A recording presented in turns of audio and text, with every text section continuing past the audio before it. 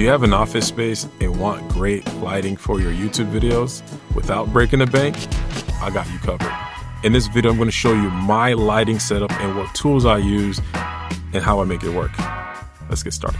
Lighting for a creative space, podcast, or YouTube is really broken into three different parts. You have your key light, which is the main light used to light up the subject, and you have your fill light, which is used to fill in any shadows, or if you want to add some contrast or character to your shots, you'll use a fill light.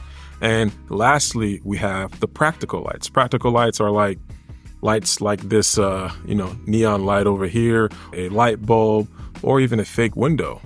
Mostly people use RGB lights for practical lights just to add a little bit more mood to your videos. But let's get started. So let's start and focus on key light. So the key light that I use is the Godox VL150. It's 150 watts and it has enough power for me.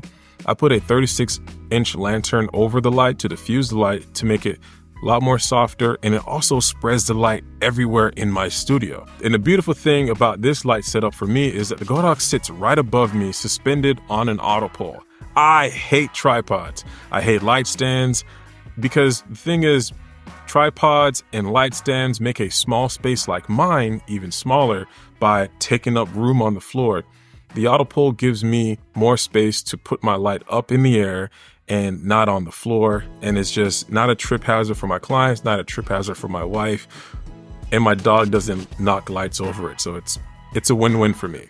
As far as fill light, I use the Elgato key light, and that is mounted onto my desk. And what the fill light does, like I said earlier, is that it fills in the shadows in my face.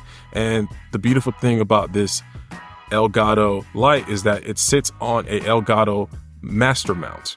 Now the master mount is mounted onto my desk, not on the floor, and it's fantastic. I'm able to control the light intensity and the temperature of the light with my Elgato Stream Deck. I use the Stream Deck XL. It's phenomenal. It sits on my desk and I can even turn it on and off without getting up there and, flipping the switch. It's pretty dope. Now let's move on to my other fill light. I use the Fill World 125 watt light. Now this light is freaking awesome. I have it mounted onto my wall with a baby pin. It's fantastic. It has so many different features on it, and it works by filling in the light in the room. While I have clients over for podcasting, they're able to be perfectly illuminated with this light. It's fantastic. Another fill light that I use is the newer 40 watt light. I have two mounted onto my walls with a baby pin, and what they do is just shine the light on my subjects on their head just to create some separation from the background. And what the fill light does, like I said earlier, it just shines on me or the subject to fill in the shadows and add some character. Now let's move on to practical lights. So I recently got the GoV RGB light. I tuck it in the corner, and this light gives me a really dope vibe, and it adds character to the podcast or any type of video that I'm doing. I could change the colors on the fly. It's pretty dope. Not as bright as I want it to be. I really want to get maybe like a Nan light or any other brand that gives me a little bit more brighter lights and a little bit more color options. The light is fine, but I just really wish it was a little bit more brighter.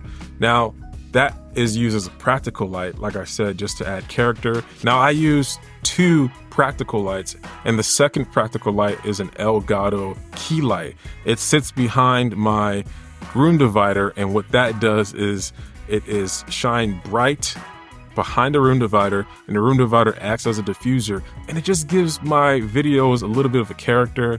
It's pretty awesome. And when I'm producing podcasts for my clients, it just makes the video even much better. I really hope y'all enjoyed this video. This is all the lighting that I use in my studio space currently.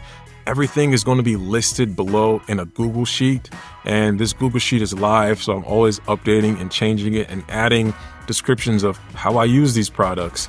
And if I do decide to swap them out, that list will be the first thing that I change after I purchase something new. So stay tuned for that. So even if this video is 1, 5, or 6 years old, that Google Sheet will still be updated. All right, hope y'all enjoyed this video. If you did, comment below, like, subscribe, and if you have any other video suggestions that you want me to make about my podcast production or YouTube studio, please feel free to leave a comment down below, and I'll see you in the next video. Peace. All right, before I get going, let's actually go through my lighting process. So I'll turn on the main key light, and then I'll turn on the fill light, and then the practical lights. So I want y'all to go through this process with me.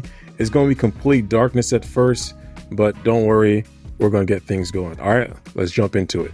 Ladies and gentlemen, it's complete darkness, and Gil is going to use the Godox VL150 to turn on as a key light, and then the Elgato key light as a fill light to fill in the shadows on the side of his face, and then the Govee RGB light for some character, and then the rest of the practical and fill lights in the back.